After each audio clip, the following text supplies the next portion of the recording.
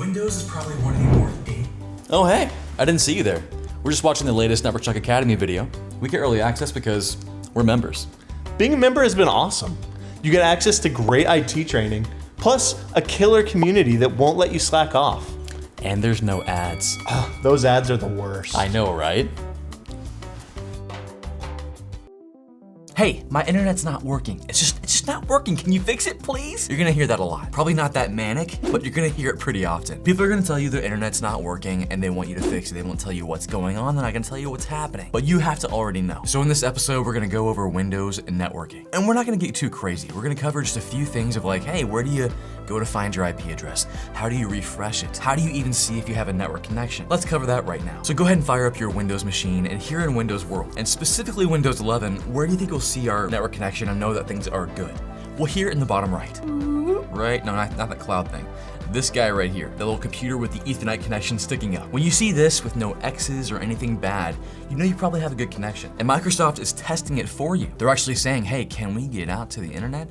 And if you can, they're gonna give you a thumbs up. Most of the time when you see that, you're like, okay, things are good, unless they're not. Now, where else can you see network stuff? If you guess the control panel, gold star for you. Check this out. How do we get there? We'll go to our start bar, go to control panel, and this is somewhere we've already kind of been before. We'll jump in there. And amidst the sea of icons, we're gonna look at the network and sharing center. Go ahead and jump in there. Now, just so you know, this is kind of the old school way of viewing things, but I think it's the best way, and it's not just because I grew up with it. But here we have our internet connection. Mine is called Ethernet 0. Yours might be something different. In fact, let me pull up my main computer here and go to my control panel. I'll show you what it looks like. Actually, mine's not too different. It says Ethernet, not Ethernet 0. But yours may be wireless, and I might say wireless 0 or just wireless connection. Then over here on the left is something we've already talked about in our security section. It's the profile that our internet connection has. This is network 2, and it's our private network. It's the profile assigned to it. Now, scenario, you want to set up a static IP address on your computer. What do you do? Now, first of all, what does that even mean? Well, for most people, they don't even think about their IP address, right? They barely even know if their computer has one. Little do they know, every computer has one if it has access to anything on the internet or a network. So most of the time, when your computer wants to get access to a network, it will receive an IP address auto-magically from something called your router. Your home has one, your business has one, everyone has one pretty much. Your router is the Wi-Fi, it's the gateway to the internet. You probably had to reset it when the internet doesn't work right. Your computer will reach out and say, hey, I need an IP address when it boots up. And the router will go, okay, here you go, and give it an IP address. It might look something like this. This process is called DHCP, Dynamic Host Control Protocol. You don't really have to know too much about that besides that it's actually doing that job. Most of the time, this works fantastic. Sometimes it doesn't. I'll show you how to troubleshoot that here in a moment. Sometimes you don't want DHCP. You don't want the IP address to be given automatically from a router. Sometimes you want to set it yourself. And that's what's called a static IP address, meaning it doesn't change, you're manually setting that sucker. So how do you do that? It's actually kind of weird because you're going through a few menus, and again, we've already done this before. Now from here I can go to two places. I could either click on Ethernet 0 or click on Change Adapter Settings. And that's what Microsoft kind of refers to this as. It's an adapter. But let me show you what happens when I click both of these. Ethernet 0, we're jumping straight into the Ethernet 0 status and the kind of the adapter settings. If I go over here and click on Change Adapter Settings, it's gonna give me some options. It's gonna show me all of my network connections. Now on this computer, I only have one. And if I double click that, it takes me to that same place. Now on my main computer, because I have a bunch of different things going on, I have quite a few connections here. Not only because I have multiple NICs, but I've got virtual machines, and just know that if you're doing stuff like that, virtual machines, you might see more than one Ethernet connection. Now clicking that, it gives you a quick rundown of status, which is actually pretty great. It tells you how long you've been up with a duration. It tells you your speed, which for most people with modern internet and computers, you'll want to see something like this, 1.0 gigabits per second. You might see something like this, 100 megabits per second, depending on what you have, and that's probably fine. That's called fast Ethernet. But most of the time you want to see this. And don't freak out if you see no network access right here next to IPv6 connectivity. Unless you have an IPv6 address, that doesn't matter for you. What we care about is our IPv4 connectivity.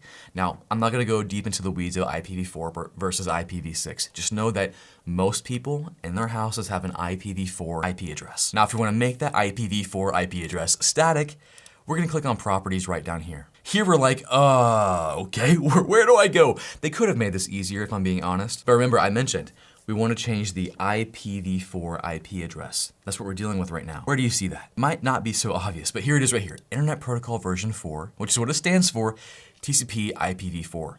That's the setting we want to change. So we're going to double click that, and bam, this is where we change it. Now right now, notice what's happening. It's saying, hey, we're going to obtain an IP address automatically or automagically. And what is that called again? Anybody?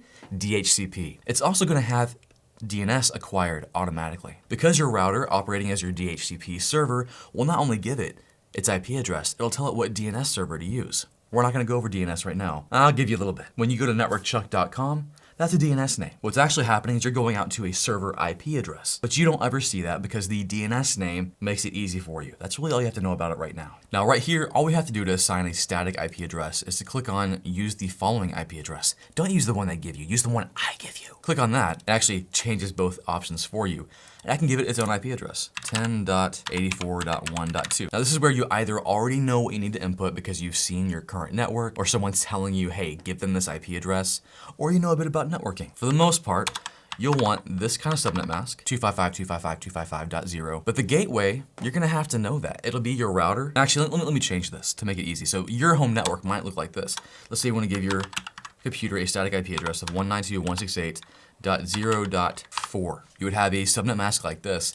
Most of the time, your router will be 192.168.0.1. Most of the time. If you're like commenting saying, Chuck, my router's not that, I said it. Most of the time, it might be different. They keep changing things. And then for DNS server, you could override it and give it its own DNS server. For example, you might want to use Google's DNS server, 8.8.8.8, which again, when you type in networkchuck.com, your computer can't use that address. It's like, I don't know how to get there. So what DNS does is it says, hey, networkchuck.com actually lives at this IP address. Think like this. I'm sorry, I said I wouldn't teach DNS, but I have to. It's compulsive. You know that when you type in networkchuck.com where you want to go, the computer has no idea how to get there, so a DNS server will say, oh, okay, you want to go to networkchuck.com?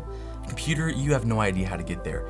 It actually lives at this address. It'll give you an IP address. It gives that IP address to your computer, and your computer's like, oh, why didn't you just say so? I know how to get there now. DNS 100% runs the internet. And if you're ever running into like a weird issue where it's like, I'm typing in addresses, it's not working, doing a manual DNS like this, putting in Google's DNS, DNS servers can fail, or putting in Cloudflare's DNS, another very popular one, which is 1.1.1.1. Super hard to remember, but that's one of them. And once you have that information, all you gotta do is put, okay. You could validate settings upon exit. I've never done that before. What'll happen? Nothing. Okay, and close. Oh, it's validating. Oh, it does something. I didn't know it would do this. Stop it. I don't want it to do anything. So we changed our IP address. Now I'll say this. I don't have internet connection right now because that IP address won't work on my network. But how do I know that? That's gonna be in the next episode. I'll see you there. Oh, hey, I didn't see you there. For more IT courses just like this one, go to academy.networkchuck.com. Link in the description.